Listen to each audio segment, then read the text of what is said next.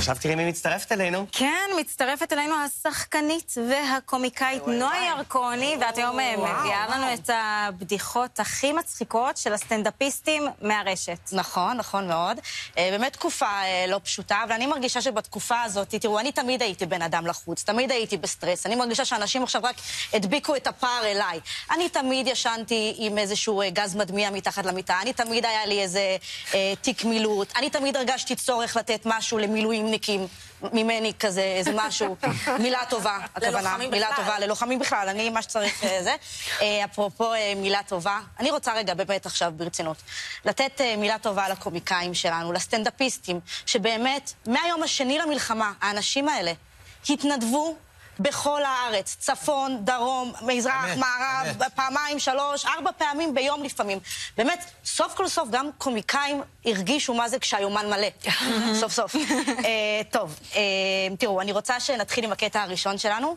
הקטע הראשון הוא של סטנדאפיסט מאוד מוכשר, ואיש שכדאי להקשיב לו באופן כללי, רשף לוי.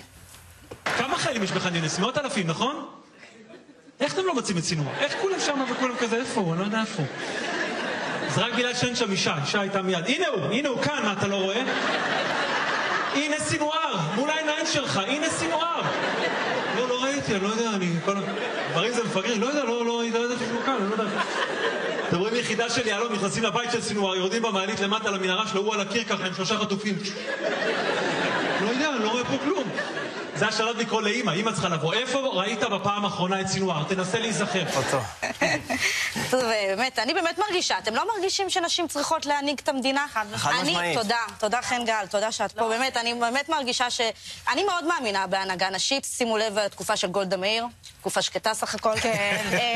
טוב, אבל באמת, אני רוצה גם להרים למילואימניקיות, שבאמת עשו במלחמה הזו, עדיין עושות במלחמה הזאת, עבודה יוצאת מן הכלל, צריך לתת להם, הן גם מקבלות את אותו כבוד כמו המילואימניקים. כן, את אותו כבוד, ומיד כשהן חוזרות לעבודה הן מפוטרות. אגב, הן מקבלות בדיוק את אותו מענק, רק 20% פחות. תראו, אני חושבת שאישה אולי באמת הייתה מוצאת את סינואר. יכול להיות שאישה הייתה מוצאת את סינואר. אישה אבל לא הייתה מאבדת אותו מראש. בסדר? היא לא הייתה מאבדת, אישה יודעת בכל שלב, בכל סיטואציה, איפה את סתם קצינת יודעת, נכון? איפה הילדים, איפה החוגים, מה בסנדוויץ', מי בסנדוויץ', איפה החברות שלך ואיפה הילדים של החברות שלך. תשמעי, אני פרטי, את יודעת. יש לך חוקר פרטי לילדים? הנה, בבקשה. לא ילדים, בכללי. יודעת הכל. את יודעת הכל. על גבר. על גבר, אישה יודעת הכל, בחיים הוא לא ילך לאיבוד. כן, תקשיבו לסתיו קצין קצת יותר. אז אני באמת חושבת, תראו, לרשף לוי, יש לו 6 ילדים. עד 120. עד 120. אתם יודעים כמה חוגים זה? אתם יודעים מי יודע? וואי. אשתו, תודה רבה. אשתו, ברור. תודה רבה. טוב, תראו, לא פשוט להיות ערבי בארץ. הקטע הבא הוא קטע של סטנדאפיסט ערבי בשם מאוד מיוחד. מכיר אותו, כן. מוחמד. בואו נראה ואז נדבר קצת. אתה, עם הכובע, שם, ברק, מה עושה בחיים? שיפוצניק, הנה, ערבי. מצאתי אחד, חייב להיות. איזה עדה? אשכנזי שיפוצניק? כמה אכזבה להורים, רק אני מוחמד מופיע בבית ציוני אמריקה, ואתה שיפוצניק, אתה מבין? 2024, אתה מבין ישראל לאן נגיע? גדול. הוא טוב. קטע מצוין. איך קוראים לזה? מוחמד מה? מוחמד נעמה. סטנדאפיסט מצוין. מוחמד נעמה? כן. כן, נעמה. נעמה. אני אומרת, איזה נעמה? בסדר, נעמה. את ישר נעמה קסרי, ישר הכל זורק אותך לאיזה ריאליטי. למה? אנחנו היום בהעצמה נשית כזאת, לא נעמה? נעמה? אני זורמת. תודה רבה שאת קיימת, תודה רבה. הוא חמוד. הוא חמוד עם מוחמד, אבל הוא באמת סטנדאפיסט מאוד מוכשר. הוא לא מוחמד? מוחמד. בוא נתקשר אליו וזהו. רוצים לדבר איתו, חברים? בוא נתקשר אליו, איך קוראים לך? פעם הבאה שאני באה אנחנו מדברים עם מוחמד. רגע, אם מדברים על שמות, אני חייבת להגיד לך משהו, ואחי אמר לי, את סטנדאפיסטית, למרות שזה לא מצחיק, אני מאמצת את זה. איך קוראים לסינואר? בבקשה. יחיה. כן. מה אנחנו אומרים תמיד? יחיה. אולי בגלל זה הוא כבר לא מת. כדאי לך מהיום להגיד מוות סינואר. כאילו מחשבה יוצרת מציאות ולמילה יש כוח. שימות. טוב, זה נראה לו ממש כאילו... את צודקת לגמרי. קרש אבל מצחיק. לא, מצחיק, דנה. פעם הבאה את מחליפה אותי. טוב. אני לא מבינה איך מוחמד, איך הוא בכלל מעז לצחוק על שיפוצניק, עד שסוף כל סוף יש שיפוצניק יהודי. אתם יודעים מה קורה? אתם יודעים איזה מצוקה יש בעולם הבנייה, בענף הבנייה עכשיו? אתם יודעים? מצוקה, ואף אחד גם עד היום זה לא נפתר. זה בעיה, אני חושבת, אולי קטונתי, אבל אולי מצאתי איזה פתרון. אוקיי. אתם איתי, אני חושבת שבעולם הכל זה מיתוג. אז אני חושבת שאנחנו ניקח קצת אנשים מעולם ההייטק, וניתן להם ככה שמות מפוצצים, ותראו איך הם נוערים. שימו לב. אתה לא שיפוצניק, אתה לא פועל בניין, אתה MOL.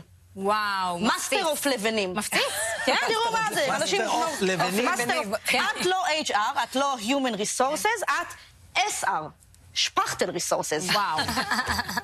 יהיו זה חד טובים. משמעית מקפיץ. יש גם שטיחמוס. נכון. שטיחמוס, באמת, אני חושבת שאנחנו לא מקשיבים לי יותר. טוב, קטע אחרון, זה קטע של חבר מאוד יקר. עכשיו טילטין, אני פונה אליך מכל הלב. לא להיבהל. הקטע הוא באנגלית. לא להיבהל. אני איתך, אני מחזיקה לך את היד. יש לי פה תרגום אינסטרומנטלי, כן. אבל אולי כן תצליח תרגמו. להתחבר, כי זה סטנדאפיסט בערך בגובה שלך. קדימה. עידן אלתרמן. Hey, you there. Are you worried you're not progressive enough?